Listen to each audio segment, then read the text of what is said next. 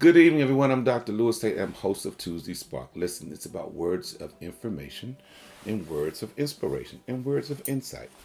Something that may be sparked in your mind. I'm not trying to tell you what to think. I'm just trying to get you to think. So let's spark it up. So let me give you some things you can talk about. We call them announcements, you know what the scuttlebutt is. So every Sunday we are live on various platforms from Facebook to Instagram to now even Twitter. And so please check us out, YouTube, every Sunday at 9 a.m. In case you miss it, you can always go back to the church's Facebook page or even mine or even YouTube and see the programming, or even go to our website and you can see all of our recordings again. And don't forget, when you're on, and particularly when we're live or anytime, try to be present with your whole self. Now, every Wednesday we pray in the morning. We're trying to get more of you to get up on Wednesday, 6:15. I know it's early. Some of you are probably already on your way to work or just getting up. That one day, get up. You can even go back to sleep for a few minutes and pray with us for 15 minutes. That's every Wednesday. And of course, you can get the prayer call information and access code. Go to our website and get all that information. And we're still doing Bible study. Word on Wednesdays. We're studying the book of Esther. What a remarkable woman. Vashti is in the beginning, Queen Vashti, and then it picks up with Esther. You don't want to miss this because I'm dealing with, how these women sort of went against the empire in their different ways, and also the things that they were subjected to and how they fought back. So that's Wednesday at 7:30. Don't forget it tomorrow. Also, we're still on the Daniel fast. 21 days. We're into it. It'll be ending next Monday. And so I want you to stay with it. There are scriptures on our website that you can read every day. Hope that you are praying and meditating. It's so funny. People who say they're Islamic or Muslim, we claim they don't know God, which we should stop saying that. But they do a better job at praying every day, 3 or 4 times a day than most Christians do. Palm Sunday is March the 28th. And we're going to have a drive-in service at 11 o'clock at the church. That's 4625 G Street Southeast in the parking lot. So we want you to come, bring your children. We're going to have a nice time. And so put that on your calendar. Be a way for us to sort of see each other and stay physically distanced so we can stay safe. And you'll be wearing masks and all that kind of stuff. So please come at 11. You are welcome. All right. And I want to just say on that day, too, we will have Holy Communion on Palm Sunday. We'll do all of that together. And so make sure you are present. And you know what? Easter is around the corner, April the 4th on a Sunday. So mark your calendar for that. I want to thank all the friends and members of the Village Church and just people who just support us by praying for us, tuning in to our broadcast. And I want to thank you for your just generosity. There's a small number of people who support us financially, and I really appreciate it. Whatever amount you give, you can give it through Givelify or Cash App. And remember, the ministry that we're doing at the Village is about touching lives. The Village is in the business of touching lives. So it's not brick and mortar. It is real ministry. So thank you again. So tonight I want to talk about you have no idea. You hear that phrase, you have no idea. People are alluding to the fact you really don't know what's going on. And so I want to talk about just this sort of taboo thing that goes on in our community, particularly around mental health. But Dr. Joy DeGroot, and she has a wonderful book, and I hope you get a copy of it. It's called Post-Traumatic Slave Syndrome, America's Legacy of Enduring Injury and Healing.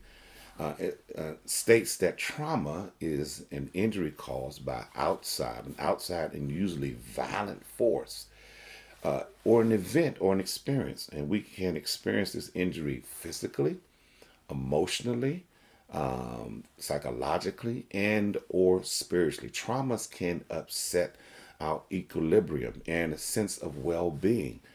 If a trauma is severe enough, listen to this, it can distort our attitudes and beliefs. Such distortions often result in dysfunctional behaviors, which can in turn produce unwanted consequences. If one traumatic experience can result in distorted attitudes, dysfunctional behaviors, and unwanted consequences. This pattern is magnified exponentially. That means huge in a major way when a person repeatedly experiences severe trauma, and it is much worse when the traumas are caused by human beings. And this is very interesting. She's writing about this, and then she went on to connect slavery of Africans in America to trauma. As she explained, the slave experience was one of continual violent attacks on the slave's body, mind, and spirit. Slave men, women, and children were traumatized throughout their lives, and the violent attacks during slavery persisted long after emancipation. In the face of these injuries, those traumatized adapted their attitudes and behaviors to simply survive, and their adaptations continue to manifest today. Post traumatic slavery syndrome examines these adaptations with an eye towards identifying today those that limit us and those that make us strong. Now, it's interesting, there are many folks who perhaps don't think this is real, but when you think about the things that happen in our community that's unexplainable, you ever think about sometimes when you just get upset about something that triggers you and you try to figure out, where did that come from? Why did I get so angry? Where did that come from? Or some of the behaviors that we see manifest in our communities, and we wonder why people are acting in such ways. Well, there are many folks, and perhaps you as well, suffer in silence because they're afraid to tell anyone what they're thinking or their feelings that they're having, particularly around fear. And it's like a weight that's on one's shoulders. This past year has been really damaging. It's been hard, I say that. And it has caused many of us some emotional sort of trauma, because you think about when you've been shut in, you had to deal with friends who have died, and even some people have been on the brink of sort of a mental and emotional overload.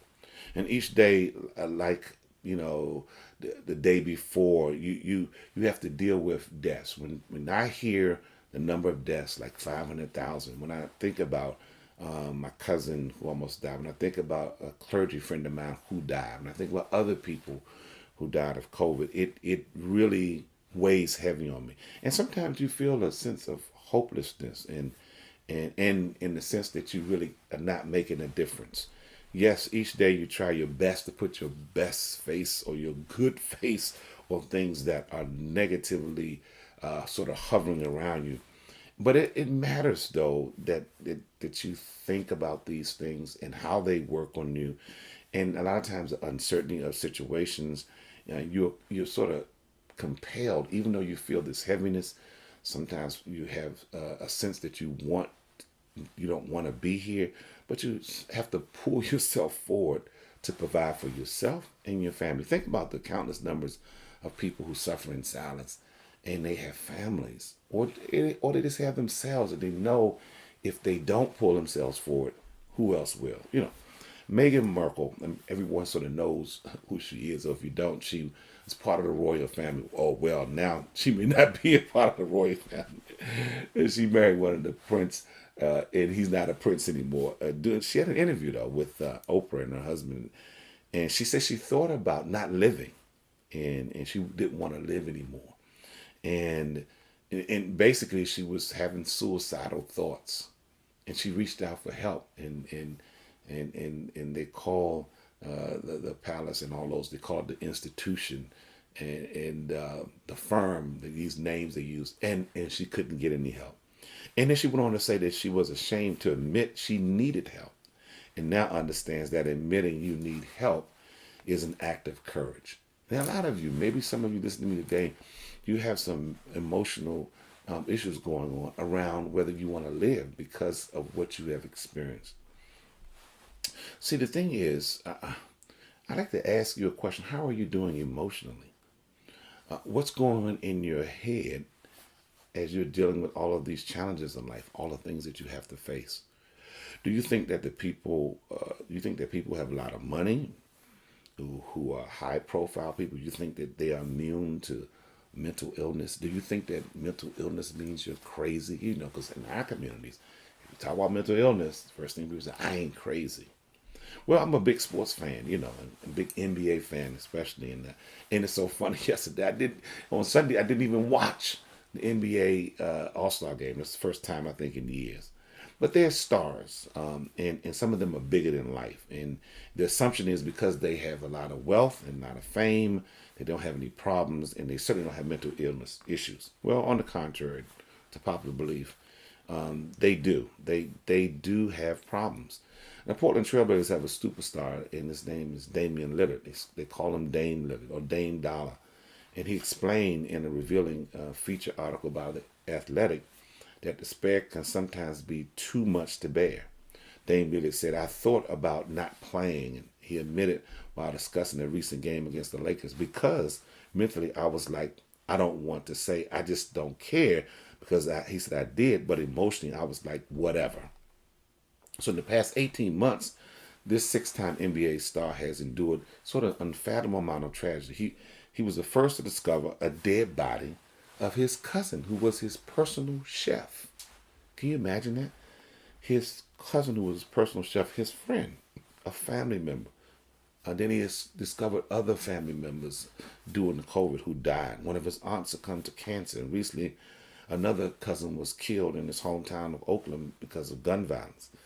And then you think about these emotions that are going on in his head, and then he has to go out and play a game. And he did very well when he played against the Lakers. He scored 35 points, but it still didn't stop the pain that he was feeling. And he says it's been hard. It's been a hard year, and but he has to keep going because of his family and his responsibilities. And then he went on to say people have no idea, and I can understand what he's talking about, because a lot of times people do not know what's going on in your head. And he also said people don't know what type of trauma that it is, and what that trauma does to somebody, and particularly when somebody's close to you. I don't know about you, but if you ever had someone die close to you, it is traumatic. And I'm still dealing with my childhood friend when I was 12 years old, who got hit by a car and eventually died, but never regained his memory. So he didn't even know who I was.